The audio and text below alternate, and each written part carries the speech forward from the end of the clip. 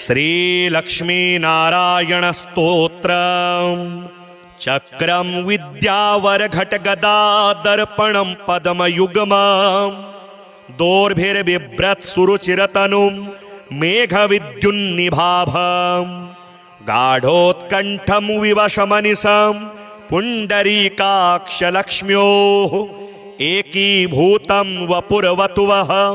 पीतकौशेयकान्तं शङ्खचक्रगदापद्मं कुम्भादर्शाब्जपुस्तकं बिभ्रतं मेघचपल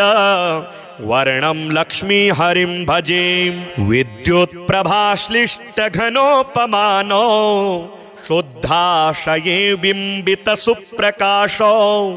चित्ते चिदाभौ कलयामि लक्ष्मी नारायणो सत्त्वगुणप्रधानो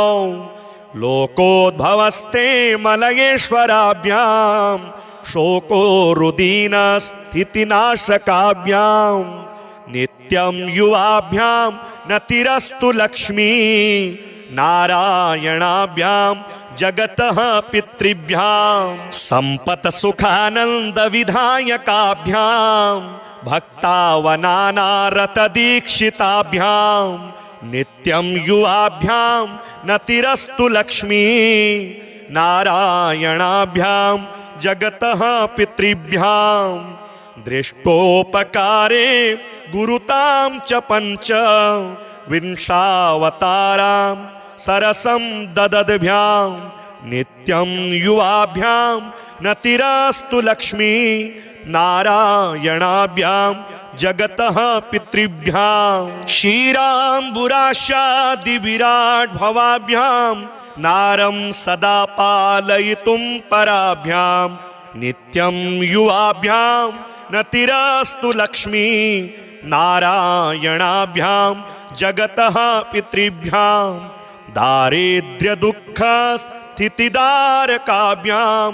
दययैव दूरीं कृतदुर्गतिभ्यां नित्यं युवाभ्यां नतिरस्तु लक्ष्मी नारायणाभ्यां जगतः पितृभ्यां भक्तव्रजाघोघविदारकाभ्यां स्वीयाशयोद्धूतरजस्तमोभ्यां नित्यं युवाभ्यां नतिरस्तु लक्ष्मी नारायणाभ्यां जगतः पितृभ्यां रक्तोत्पलाभा भवपुर्धराभ्यां पदमारिशङ्खाब्जगदाधराभ्यां नित्यं युवाभ्यां नतिरस्तु लक्ष्मी नारायणाभ्यां जगतः पितृभ्यां अंघे द्वयाभ्यर्चककल्पकाभ्यां मोक्षप्रदा प्राक्तनदम्पतिभ्यां नित्यं युवाभ्यां नतिरस्तु लक्ष्मी नारायणाभ्यां जगतः पितृभ्यां इदं तु यः पठेत् स्तोत्रं लक्ष्मीनारायणाष्टकम् एहि कामुस्मिकसुखं भुक्त्वा स लभते मृतम् चक्रं विद्यावरघटगदा दर्पणं पद्मयुग्मं दोर्भिर्बिभ्रत्सुरुचिरतनुं मेघविद्युन्निभाभं गाढोत्कण्ठं विवशमनिशं पुण्डरीकाक्षलक्ष्म्योः एकीभूतं वपुर्वतुवः पीतकौशेयकान्तं शङ्खचक्रगदापद्मं कुम्भादर्शाब्जपुस्तकं बिभ्रतं मेघचपल वर्णं लक्ष्मीहरिं भजे। विद्युत्प्रभाश्लिष्टघनोपमानो शुद्धाशये बिम्बितसुप्रकाशो चित्ते चिदाभौ कलयामि लक्ष्मी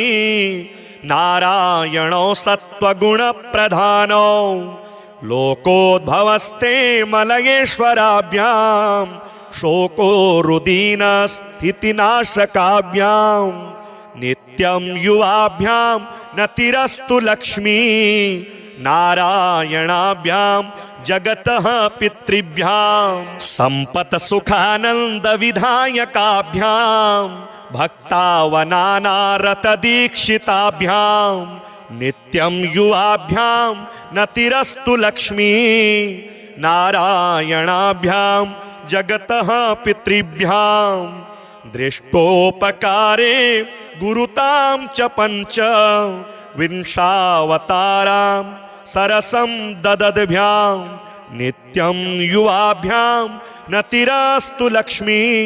नारायणाभ्यां जगतः पितृभ्यां क्षीराम्बुराशादिविराट् भवाभ्यां नारं सदा पालयितुं पराभ्यां नित्यं युवाभ्यां नतिरस्तु लक्ष्मी नारायणाभ्यां जगतः पितृभ्यां दारिद्र्यदुःखस्थितिदारकाभ्यां दययैव दूरीं कृतदुर्गतिभ्यां नित्यं युवाभ्यां नतिरस्तु लक्ष्मी नारायणाभ्यां जगतः पितृभ्यां भक्तव्रजाघोघविदारकाभ्यां स्वीयाशयोद्धूतरजस्तमोभ्यां नित्यं युवाभ्यां नतिरस्तु लक्ष्मी नारायणाभ्यां जगतः पितृभ्यां रक्तोत्पलाभा भवपुरधराभ्यां पदमारिशङ्खाब्जगदाधराभ्यां नित्यं युवाभ्यां नतिरस्तु लक्ष्मी नारायणाभ्यां जगतः पितृभ्यां अंघे द्वयाभ्यर्चककल्पकाभ्यां मोक्षप्रदा प्राक्तनदम्पतिभ्यां नित्यं युवाभ्यां नतिरस्तु लक्ष्मी नारायणाभ्यां जगतः पितृभ्यां इदं तु यः पठेत् स्तोत्रं लक्ष्मीनारायणाष्टकम् एहि कामुस्मिकसुखं भुक्त्वा स लभते मृतम् चक्रं विद्यावरघटगदादर्पणं पद्मयुग्मं दोर्भिर्बिभ्रत्सुरुचिरतनुं मेघविद्युन्निभाभं गाढोत्कण्ठं विवशमनिशं पुण्डरीकाक्षलक्ष्म्योः एकीभूतं वपुर्वतुवः पीतकौशेयकान्तं शङ्खचक्रगदापद्मं कुम्भादर्शाब्जपुस्तकं बिभ्रतं मेघचपल वर्णं लक्ष्मीहरिं भजे विद्युत्प्रभाश्लिष्टघनोपमानो शुद्धाशये बिम्बितसुप्रकाशो चित्ते चिदाभौ कलयामि लक्ष्मी नारायणो सत्त्वगुणप्रधानो लोकोद्भवस्ते मलयेश्वराभ्यां शोको रुदीनस्थितिनाशकाभ्यां नित्यं युवाभ्यां नतिरस्तु लक्ष्मी नारायणाभ्यां जगतः पितृभ्यां सम्पत्सुखानन्दविधायकाभ्यां भक्तावनानारतदीक्षिताभ्यां नित्यं युवाभ्यां नतिरस्तु लक्ष्मी नारायणाभ्यां जगतः पितृभ्यां दृष्टोपकारे गुरुतां च पंच विंशावतारां सरसं ददद्भ्यां नित्यं युवाभ्यां नतिरस्तु लक्ष्मी नारायणाभ्यां जगतः पितृभ्यां क्षीराम्बुराशादिविराट् भवाभ्यां नारं सदा पालयितुं पराभ्यां नित्यं युवाभ्यां नतिरस्तु लक्ष्मी नारायणाभ्यां जगतः पितृभ्यां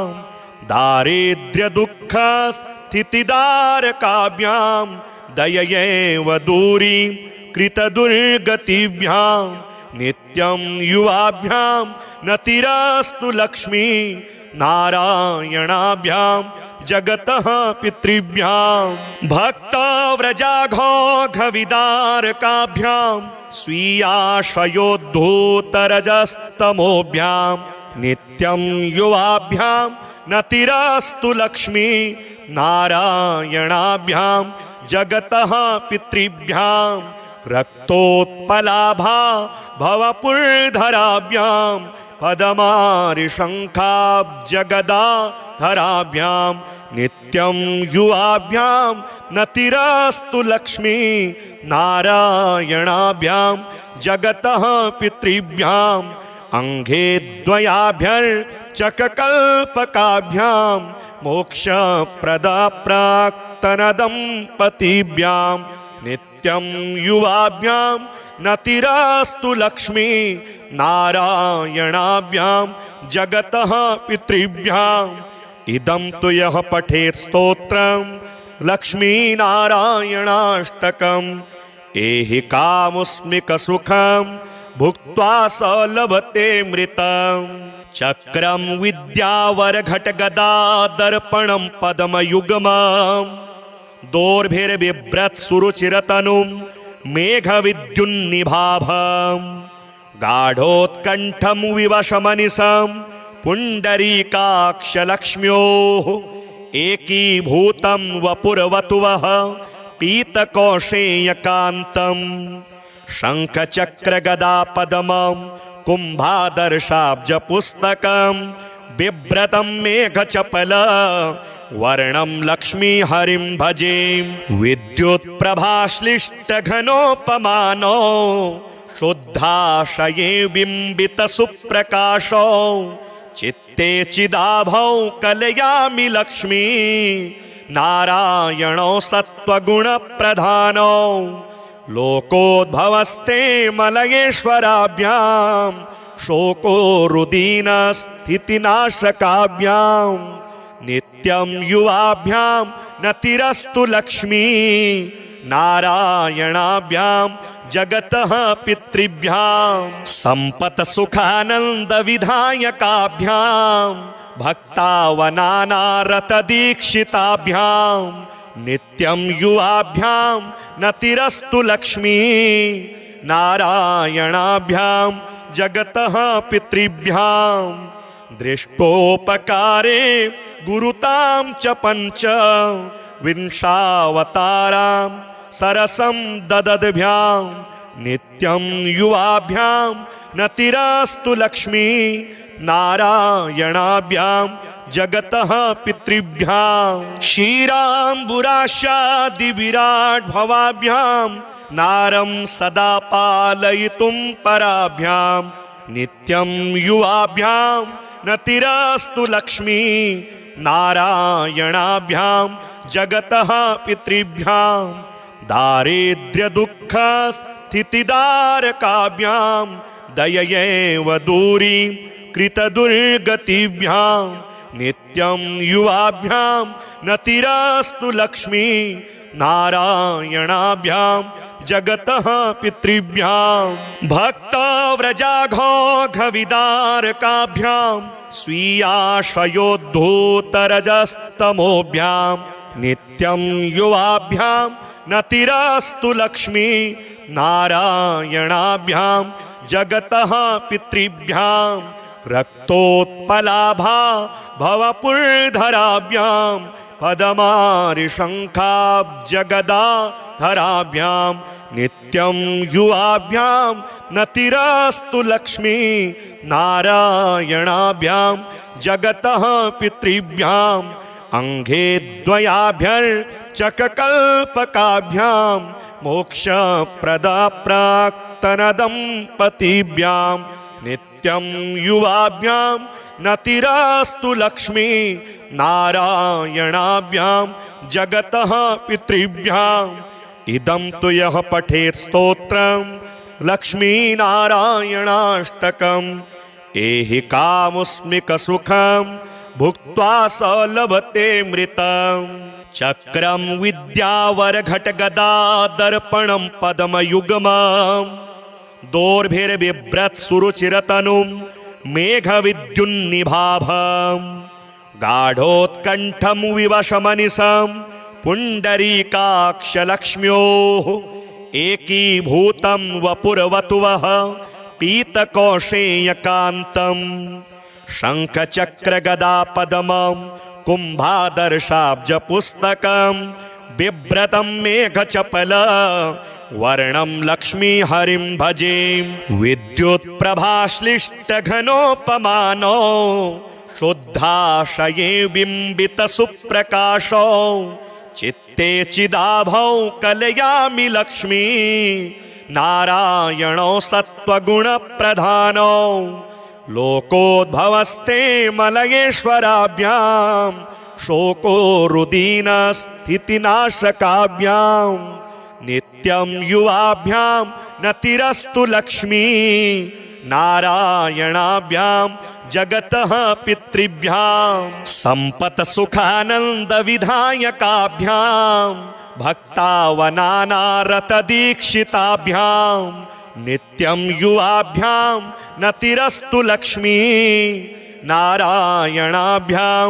जगतः पितृभ्यां दृष्टोपकारे गुरुतां च पंच विंशावतारां सरसं ददद्भ्यां नित्यं युवाभ्यां नतिरस्तु लक्ष्मी नारायणाभ्यां जगतः पितृभ्यां क्षीराम्बुराशादिविराट् भवाभ्यां नारं सदा पालयितुं पराभ्यां नित्यं युवाभ्यां नतिरस्तु लक्ष्मी नारायणाभ्यां जगतः पितृभ्यां दारिद्र्यदुःखस्थितिदारकाभ्यां दययैव दूरीं कृतदुर्गतिभ्यां नित्यं युवाभ्यां नतिरस्तु लक्ष्मी नारायणाभ्यां जगतः पितृभ्यां भक्तव्रजाघोघविदारकाभ्यां स्वीयाशयोद्धूतरजस्तमोभ्यां नित्यं युवाभ्यां नतिरस्तु लक्ष्मी नारायणाभ्यां जगतः पितृभ्यां रक्तोत्पलाभा भवपुरधराभ्यां पदमारिशङ्खाब्जगदाधराभ्यां नित्यं युवाभ्यां नतिरस्तु लक्ष्मी नारायणाभ्यां जगतः पितृभ्यां अंघे द्वयाभ्यर्चककल्पकाभ्यां मोक्षप्रदा प्राक्तनदम्पतिभ्यां नित्यं युवाभ्यां नतिरस्तु लक्ष्मी नारायणाभ्यां जगतः पितृभ्यां इदं तु यः पठेत् स्तोत्रं लक्ष्मीनारायणाष्टकम् एहि कामुस्मिकसुखं भुक्त्वा स लभते मृतम् चक्रं विद्यावरघटगदादर्पणं पद्मयुग्मं दोर्भिर्बिभ्रत्सुरुचिरतनुं मेघविद्युन्निभाभं गाढोत्कण्ठं विवशमनिशं पुण्डरीकाक्षलक्ष्म्योः एकीभूतं वपुर्वतुवः पीतकौशेयकान्तं शङ्खचक्रगदापद्मं कुम्भादर्शाब्जपुस्तकं बिभ्रतं मेघचपल वर्णं लक्ष्मीहरिं भजे विद्युत्प्रभाश्लिष्टघनोपमानो शुद्धाशये बिम्बितसुप्रकाशो चित्ते चिदाभौ कलयामि लक्ष्मी नारायणो सत्त्वगुणप्रधानो लोकोद्भवस्ते मलयेश्वराभ्यां शोको रुदीनस्थितिनाशकाभ्यां नित्यं युवाभ्यां नतिरस्तु लक्ष्मी नारायणाभ्यां जगतः पितृभ्यां संपत् सुखानंद विधायकाभ्यां भक्तावनानारत दीक्षिताभ्यां नित्यं युवाभ्यां नतिरस्तु लक्ष्मी नारायणाभ्यां जगतः पितृभ्यां दृष्टोपकारे गुरुतां च पंच विंशावतारां सरसं ददद्भ्यां नित्यं युवाभ्यां नतिरस्तु लक्ष्मी नारायणाभ्यां जगतः पितृभ्यां क्षीराम्बुराशादिविराट् भवाभ्यां नारं सदा पालयितुं पराभ्यां नित्यं युवाभ्यां नतिरस्तु लक्ष्मी नारायणाभ्यां जगतः पितृभ्यां दारिद्र्यदुःखस्थितिदारकाभ्यां दययैव दूरी कृतदुर्गतिभ्यां नित्यं युवाभ्यां नतिरस्तु लक्ष्मी नारायणाभ्यां जगतः पितृभ्यां भक्तव्रजाघोघविदारकाभ्यां स्वीयाशयोद्धूतरजस्तमोभ्यां नित्यं युवाभ्यां नतिरस्तु लक्ष्मी नारायणाभ्यां जगतः पितृभ्यां रक्तोत्पलाभा भवपुरधराभ्यां पदमारिशङ्खाब्जगदाधराभ्यां नित्यं युवाभ्यां नतिरस्तु लक्ष्मी नारायणाभ्यां जगतः पितृभ्यां अंघे द्वयाभ्यर्चककल्पकाभ्यां मोक्षप्रदा प्राक्तनदम्पतिभ्यां नित्यं युवाभ्यां नतिरस्तु लक्ष्मी नारायणाभ्यां जगतः पितृभ्याम् इदं तु यः पठेत् स्तोत्रं लक्ष्मीनारायणाष्टकम् एहि कामुस्मिकसुखं भुक्त्वा स लभते मृतम् चक्रं विद्यावरघटगदादर्पणं पद्मयुग्मं दोर्भिर्बिभ्रत्सुरुचिरतनुं मेघविद्युन्निभाभं गाढोत्कण्ठं विवशमनिशं पुण्डरीकाक्षलक्ष्म्योः एकीभूतं वपुर्वतुवः पीतकौशेयकान्तं शङ्खचक्रगदापद्मं कुम्भादर्शाब्जपुस्तकं बिभ्रतं मेघचपल वर्णं लक्ष्मीहरिं भजे विद्युत्प्रभाश्लिष्टघनोपमानो शुद्धाशये बिम्बितसुप्रकाशो चित्ते चिदाभौ कलयामि लक्ष्मी नारायणो सत्त्वगुणप्रधानो लोकोद्भवस्ते मलयेश्वराभ्यां शोको रुदीनस्थितिनाशकाभ्यां नित्यं युवाभ्यां नतिरस्तु लक्ष्मी नारायणाभ्यां जगतः पितृभ्यां सम्पत्सुखानन्दविधायकाभ्यां भक्तावनानारतदीक्षिताभ्यां नित्यं युवाभ्यां नतिरस्तु लक्ष्मी नारायणाभ्यां जगतः पितृभ्यां दृष्टोपकारे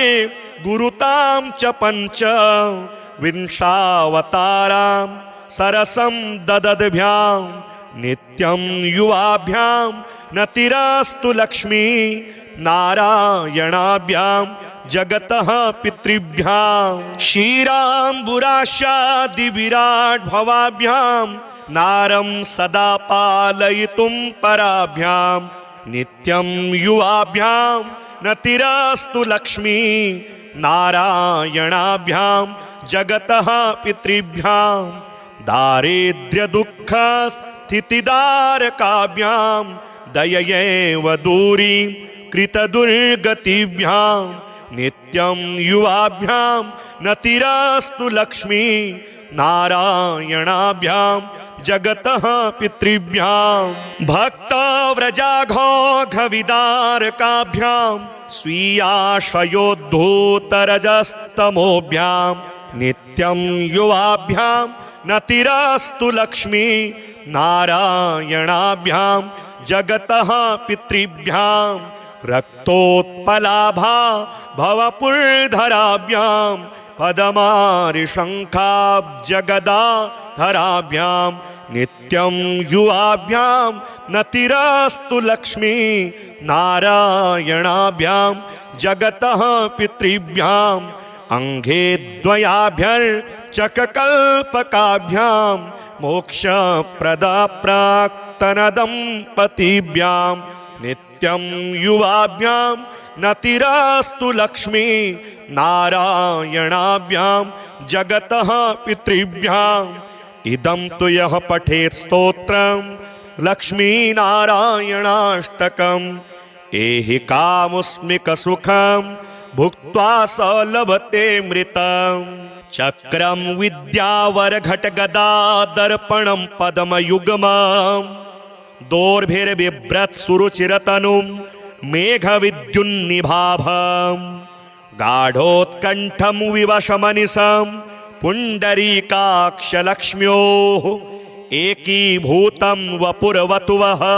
पीतकौशेयकान्तम्। शङ्खचक्रगदापद्मं कुम्भादर्शाब्जपुस्तकं बिभ्रतं मेघचपल वर्णं लक्ष्मीहरिं भजे। विद्युत्प्रभाश्लिष्टघनोपमानो शुद्धाशये बिम्बितसुप्रकाशो चित्ते चिदाभौ कलयामि लक्ष्मी नारायणो सत्त्वगुणप्रधानो। लोकोद्भवस्ते मलयेश्वराभ्यां शोको रुदीनस्थितिनाशकाभ्यां नित्यं युवाभ्यां नतिरस्तु लक्ष्मी नारायणाभ्यां जगतः पितृभ्यां। सम्पत्सुखानन्दविधायकाभ्यां भक्तावनानारतदीक्षिताभ्यां नित्यं युवाभ्यां नतिरस्तु लक्ष्मी नारायणाभ्यां जगतः पितृभ्यां। दृष्टोपकारे गुरुतां च पञ्च विंशावतारां सरसं ददद्भ्यां नित्यं युवाभ्यां नतिरस्तु लक्ष्मी नारायणाभ्यां जगतः पितृभ्यां। क्षीराम्बुराशादिविराट् भवाभ्यां नारं सदा पालयितुं पराभ्यां नित्यं युवाभ्यां नतिरस्तु लक्ष्मी नारायणाभ्यां जगतः पितृभ्यां। दारिद्र्यदुःखस्थितिदारकाभ्यां दययैव दूरीं कृतदुर्गतिभ्यां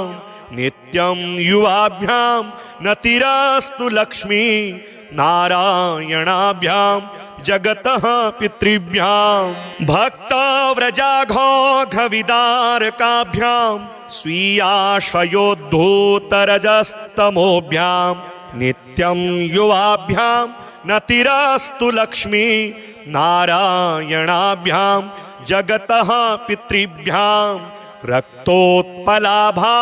भवपुर्धराभ्यां पदमारिशङ्खाब्जगदाधराभ्यां नित्यं युवाभ्यां नतिरस्तु लक्ष्मी नारायणाभ्यां जगतः पितृभ्यां। अंघे द्वयाभ्यर्चककल्पकाभ्यां मोक्षप्रदा प्राक्तनदम्पतिभ्यां नित्यं युवाभ्यां नतिरस्तु लक्ष्मी नारायणाभ्यां जगतः पितृभ्यां। इदं तु यः पठेत् स्तोत्रं लक्ष्मीनारायणाष्टकम् एहि कामुस्मिकसुखं भुक्त्वा स लभते मृतम्। चक्रं विद्यावरघटगदादर्पणं पद्मयुग्मं दोर्भिर्बिभ्रत्सुरुचिरतनुं मेघविद्युन्निभाभम्। गाढोत्कण्ठं विवशमनिशं पुण्डरीकाक्षलक्ष्म्योः एकीभूतं वपुर्वतुवः पीतकौशेयकान्तम्। शङ्खचक्रगदापद्मं कुम्भादर्शाब्जपुस्तकं बिभ्रतं मेघचपल वर्णं लक्ष्मीहरिं भजे। विद्युत्प्रभाश्लिष्टघनोपमानो शुद्धाशये बिम्बितसुप्रकाशो चित्ते चिदाभौ कलयामि लक्ष्मी नारायणो सत्त्वगुणप्रधानो। लोकोद्भवस्ते मलयेश्वराभ्यां शोको रुदीनस्थितिनाशकाभ्यां नित्यं युवाभ्यां नतिरस्तु लक्ष्मी नारायणाभ्यां जगतः पितृभ्यां सम्पत्सुखानन्दविधायकाभ्यां भक्तावनानारतदीक्षिताभ्यां नित्यं युवाभ्यां नतिरस्तु लक्ष्मी नारायणाभ्यां जगतः पितृभ्यां दृष्टोपकारे गुरुतां च पञ्च विंशावतारां सरसं ददद्भ्यां नित्यं युवाभ्यां नतिरस्तु लक्ष्मी नारायणाभ्यां जगतः पितृभ्यां क्षीराम्बुराशादिविराट् भवाभ्यां नारं सदा पालयितुं पराभ्यां नित्यं युवाभ्यां नतिरस्तु लक्ष्मी नारायणाभ्यां जगतः पितृभ्यां दारिद्र्यदुःखस्थितिदारकाभ्यां दययैव दूरीं कृतदुर्गतिभ्यां नित्यं युवाभ्यां नतिरस्तु लक्ष्मी नारायणाभ्यां जगतः पितृभ्यां भक्तव्रजाघोघविदारकाभ्यां स्वीयाशयोद्धूतरजस्तमोभ्यां नित्यं युवाभ्यां नतिरस्तु लक्ष्मी नारायणाभ्यां जगतः पितृभ्यां रक्तोत्पलाभा भवपुरधराभ्यां पदमारिशङ्खाब्जगदाधराभ्यां नित्यं युवाभ्यां नतिरस्तु लक्ष्मी नारायणाभ्यां जगतः पितृभ्यां अंघे द्वयाभ्यर्चककल्पकाभ्यां मोक्षप्रदा प्राक्तनदम्पतिभ्यां नित्यं युवाभ्यां नतिरस्तु लक्ष्मी नारायणाभ्यां जगतः पितृभ्यां इदं तु यः पठेत् स्तोत्रं लक्ष्मीनारायणाष्टकम् एहि कामुस्मिकसुखं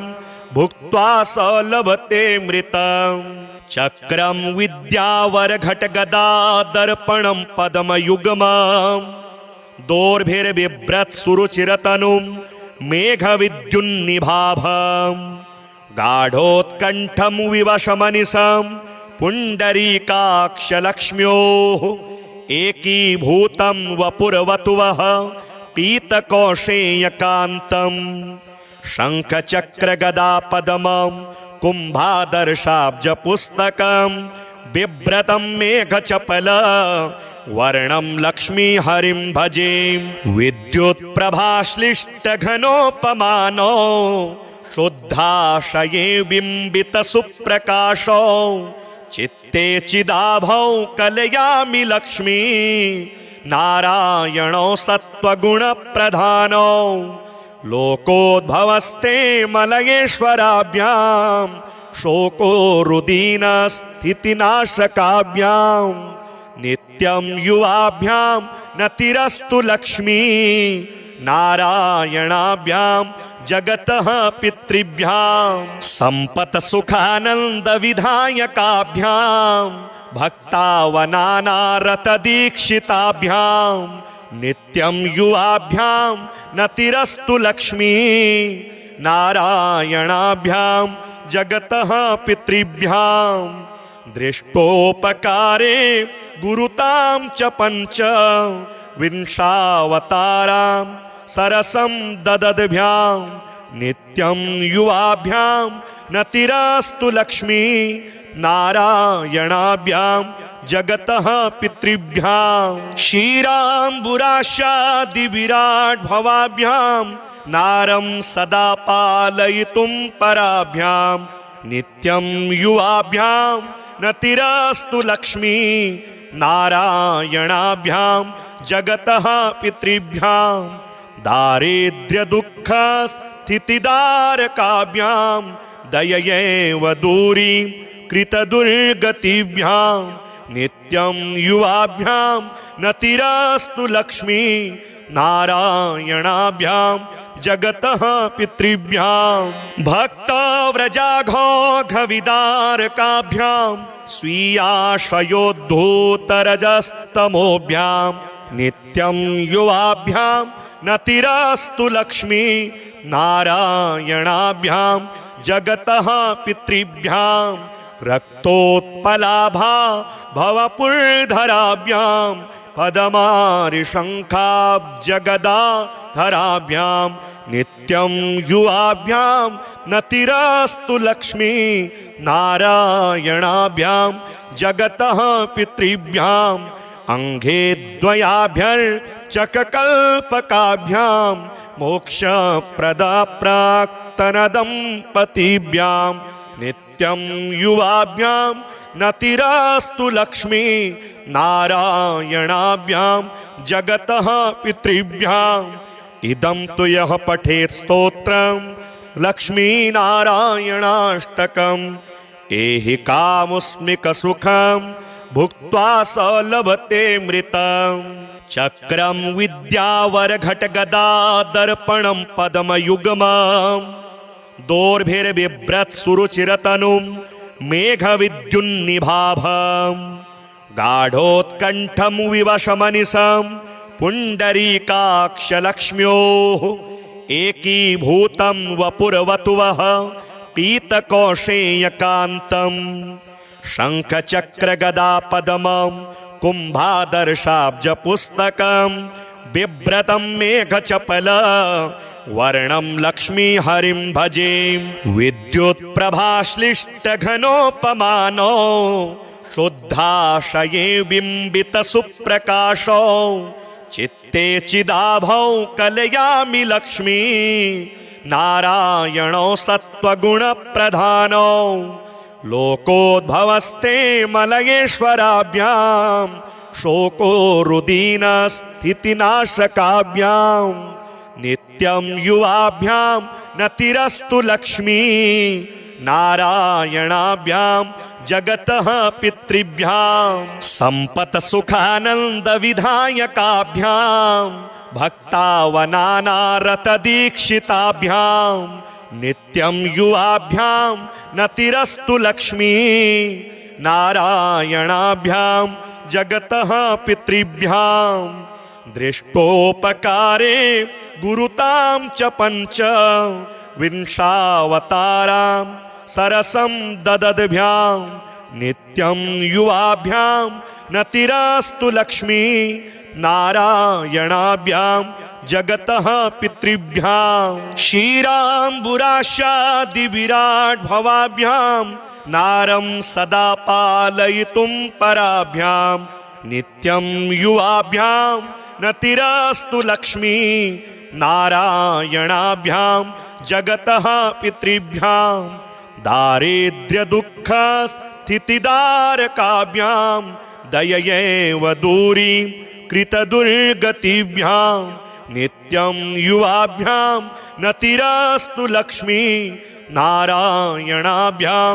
जगतः पितृभ्यां भक्तव्रजाघोघविदारकाभ्यां स्वीयाशयोद्धूतरजस्तमोभ्यां नित्यं युवाभ्यां नतिरस्तु लक्ष्मी नारायणाभ्यां जगतः पितृभ्यां रक्तोत्पलाभा भवपुर्धराभ्यां पदमारिशङ्खाब्जगदाधराभ्यां नित्यं युवाभ्यां नतिरस्तु लक्ष्मी नारायणाभ्यां जगतः पितृभ्यां अंघे द्वयाभ्यर्चककल्पकाभ्यां मोक्षप्रदा प्राक्तनदम्पतिभ्यां नित्यं युवाभ्यां नतिरस्तु लक्ष्मी नारायणाभ्यां जगतः पितृभ्यां इदं तु यः पठेत् स्तोत्रं लक्ष्मीनारायणाष्टकम् एहि कामुस्मिकसुखं भुक्त्वा स लभते मृतम् चक्रं विद्यावरघटगदादर्पणं पद्मयुग्मं दोर्भिर्बिभ्रत्सुरुचिरतनुं मेघविद्युन्निभाभं गाढोत्कण्ठं विवशमनिशं पुण्डरीकाक्षलक्ष्म्योः एकीभूतं वपुर्वतुवः पीतकौशेयकान्तं शङ्खचक्रगदापद्मं कुम्भादर्शाब्जपुस्तकं बिभ्रतं मेघचपल वर्णं लक्ष्मीहरिं भजे।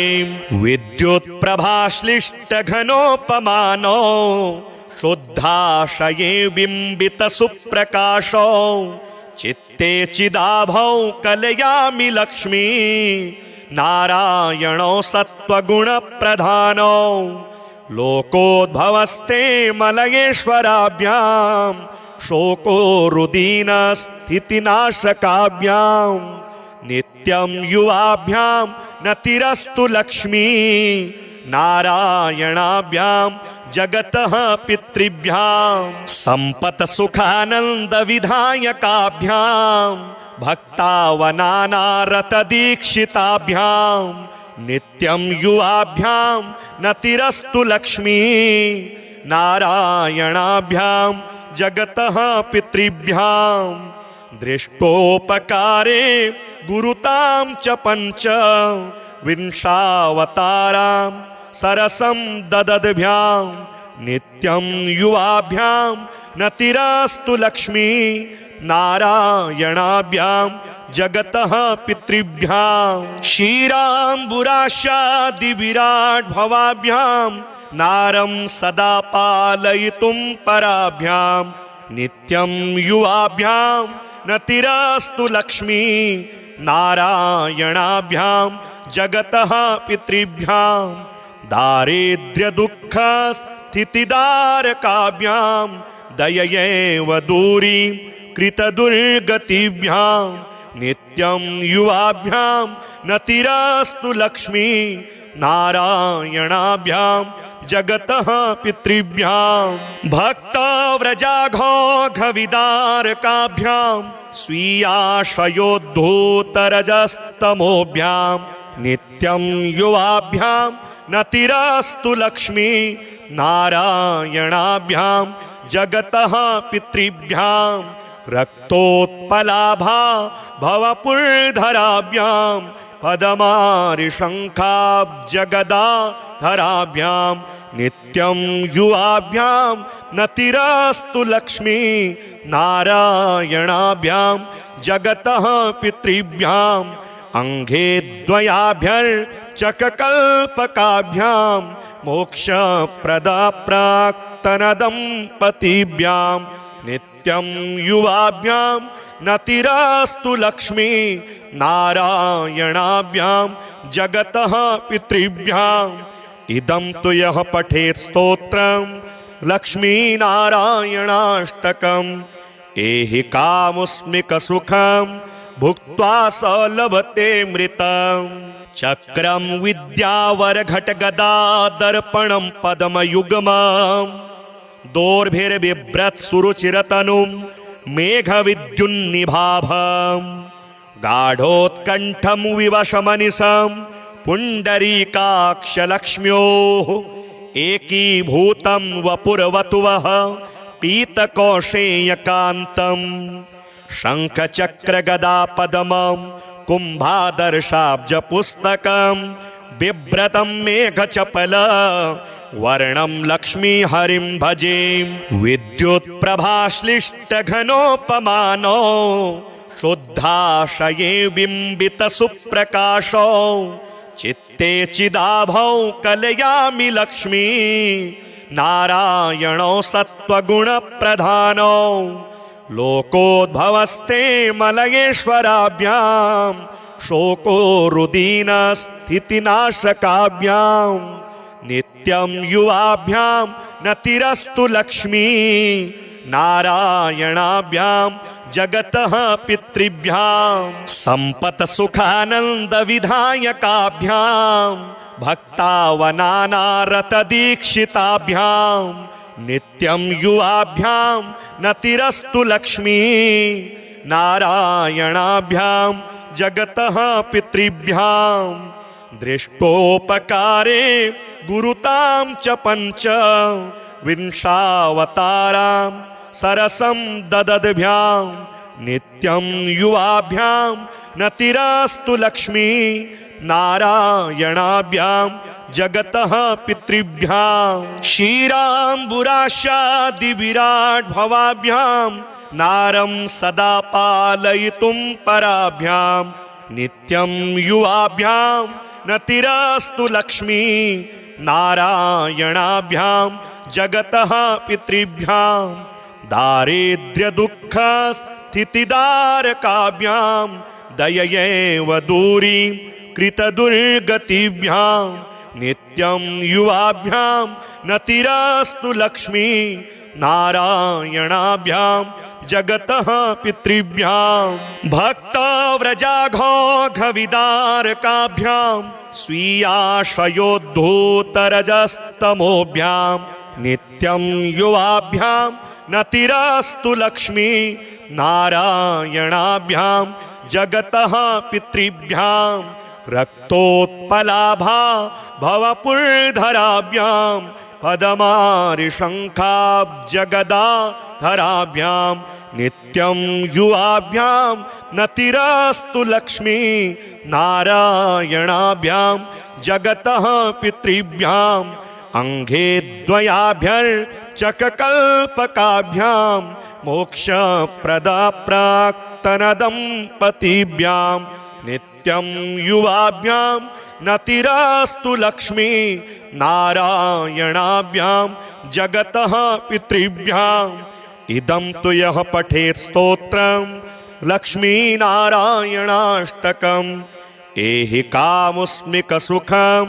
भुक्त्वा स लभते मृतम् चक्रं विद्यावरघटगदादर्पणं पद्मयुग्मं दोर्भिर्बिभ्रत्सुरुचिरतनुं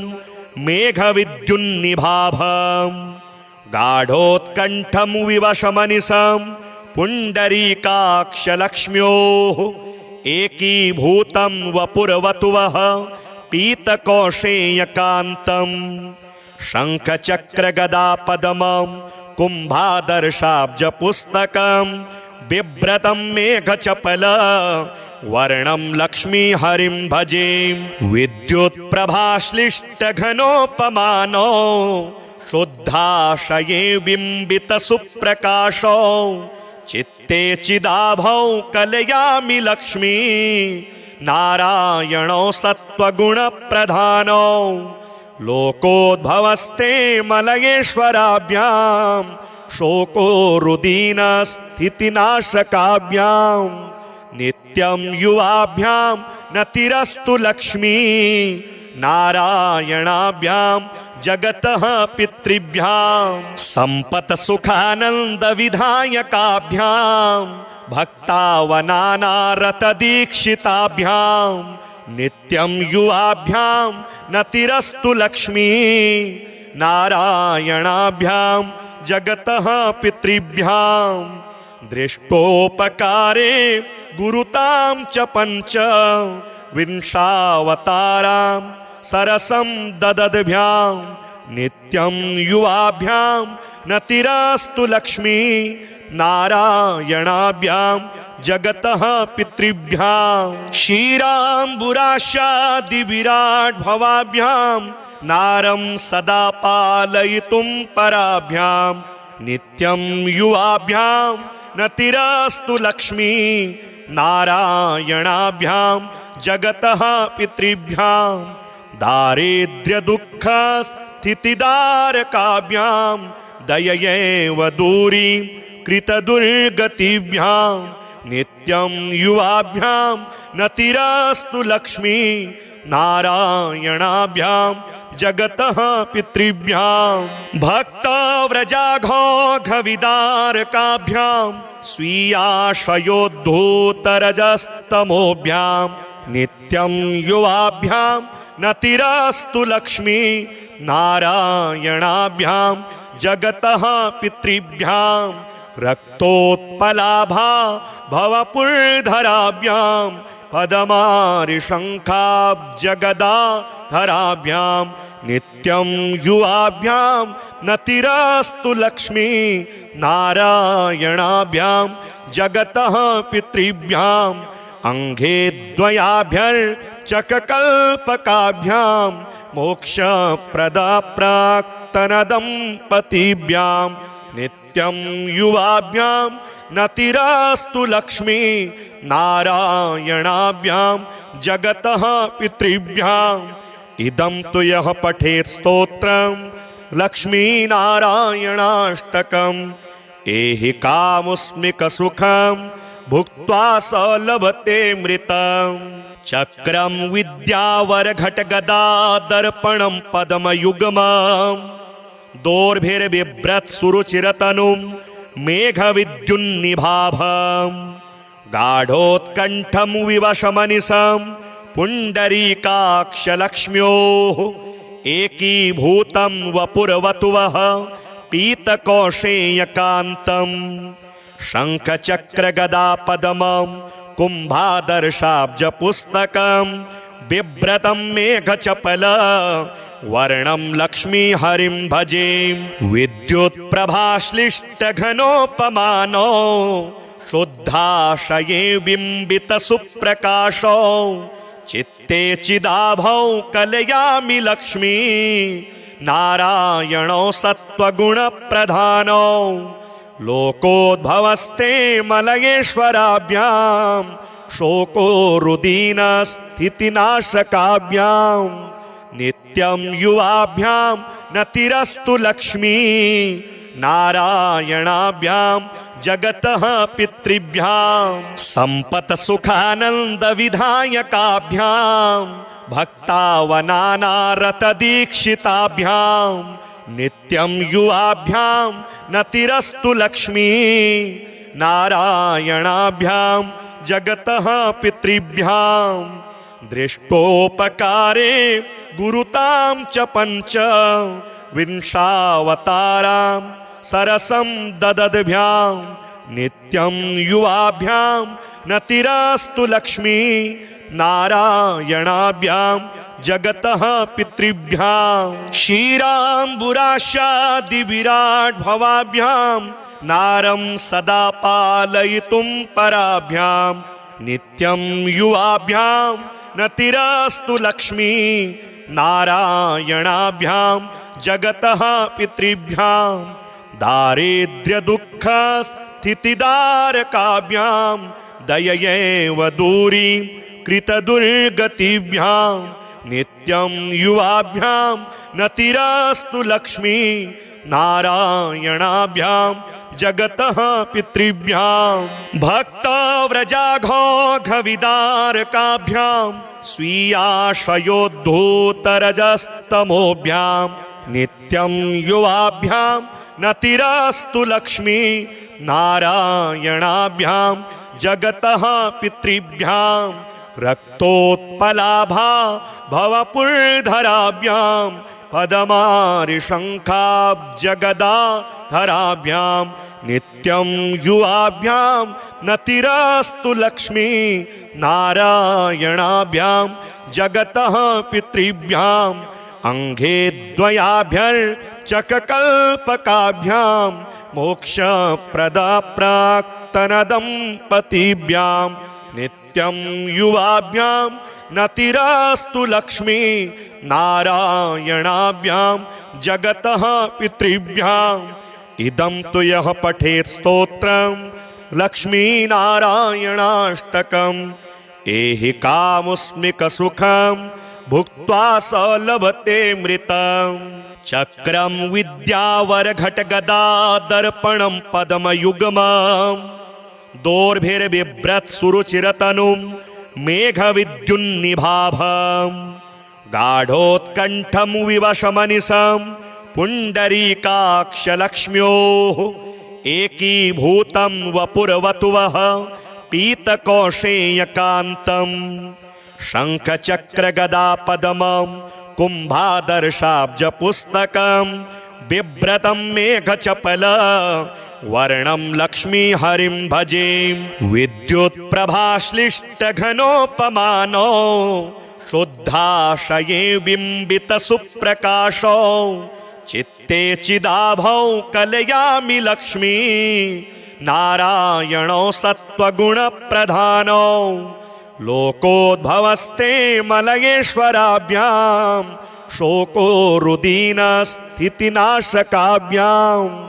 नित्यं युवाभ्यां नतिरस्तु लक्ष्मी नारायणाभ्यां जगतः पितृभ्यां संपत सुखानंद विधायकाभ्यां भक्तावनानारत दीक्षिताभ्यां नित्यं युवाभ्यां नतिरस्तु लक्ष्मी नारायणाभ्यां जगतः पितृभ्यां दृष्टोपकारे गुरुतां च पंच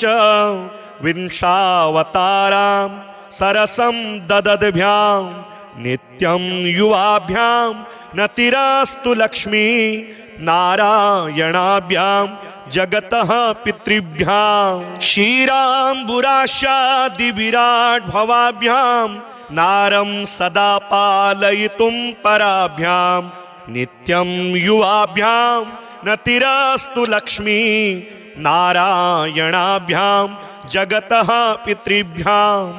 दारिद्र्य दुःख स्थितिदारकाभ्यां दययैव दूरीं कृतदुर्गतिभ्यां नित्यं युवाभ्यां नतिरस्तु लक्ष्मी नारायणाभ्यां जगतः पितृभ्यां